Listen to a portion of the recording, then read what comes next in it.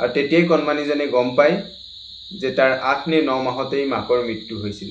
নমস্কাৰ, মই ভাস্কৰ ভূঞা আপোনালোক সকলোকে স্বাগতম জনাইছো মোৰ চেনেললৈকে। যদি আপোনালোকে মোৰ চেনেলটোত নতুনকৈ আহিছে তেনেহলে মোৰ চেনেলটো সাবস্ক্ৰাইব কৰি দিব বুলি মই আশা কৰিছো।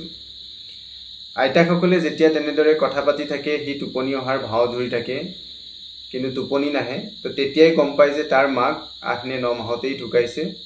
আৰু ঢুকুৱাৰ কাৰণটো হ'ল আইতাসকলে আলোচনা কৰা মতে কৰ্মসূত্ৰে দেউতাকে যি ঠাইত আছিল সেই ঠাইত এদিনাখন যেতিয়া হি গৰ্ভত আছিলে মাকৰ, তেতিয়া দেউতাক যেতিয়া চাকৰিত গৈছিলে মানে অফিচৰ ডিউটিত গৈছিলে, তেতিয়া মাকে আলহী কোনোবা তেখেতসকলৰ আলহী কোনোবা হস্পিটেলত আছিলে, তো হস্পিটেলত খবৰ ল'ব গৈছিলে দেউতাকক নজনোৱাকৈ, গম নোপোৱাকৈ। তাৰপিছত যেতিয়া মানে ঘৰলৈকে উভতি আহিবৰ সময়ত খৰধৰকৈ দেৰি হ'ব বুলি মাকে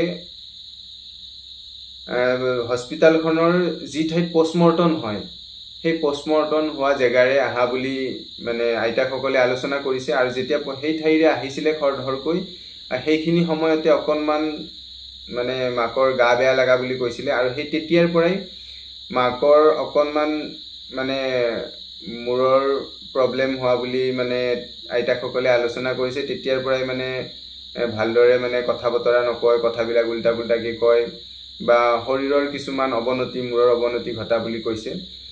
আৰু তেনেকৈয়ে সেই কণমানিজনক জন্ম দিছে। আৰু জন্মৰ পিছত হয়তো চাগে কম সংখ্যক মানে ল'ৰা ছোৱালী থাকিব যিয়ে মাকৰ গাখীৰ খাব নাপায়।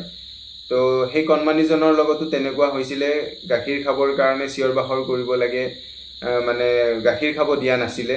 কিন্তু যেতিয়া মানে ঘৰৰ মানুহবিলাকে মানে জোৰ জবস্তি কৰে তেতিয়া মানে গাখীৰ খাবৰ কাৰণে মানে তাক কোচত লয়, কিন্তু যেতিয়া মানুহখিনি আঁতৰি যায় তাক কোচৰ পৰা পেলাই দিয়ে। শুনিবলৈ হয়তো অকণমান বেয়া লাগে, দুখ লাগে, কিন্তু সেয়াই সত্য ঘটনা। গতিকে এনেদৰেই কথাবিলাক যেতিয়া আইতাসকলে আলোচনা কৰি আছিলে তাৰ এটা দুটাকৈ আগত ঘটি যোৱা ঘটনাবিলাক সেই কণমানিজনে গম পাইছিলে, উমান পাইছিলে। গতিকে তাৰ পাছত কি হ'ল আমি ইয়াৰ পিছৰ ভিডিঅ'টোত আলোচনা কৰিম। যদি মোৰ ভিডিঅ'টো বা মোৰ কথাখিনি, কাহিনীটো শুনি আপোনালোকৰ ভাল লাগিছে তেনেহলে মোৰ চেনেলটো সাবস্ক্ৰাইব কৰি দিব, লগতে আপোনালোকৰ বহুমূলীয়া কমেণ্টটো দিব বুলি মই আশা কৰিছো। ধন্যবাদ।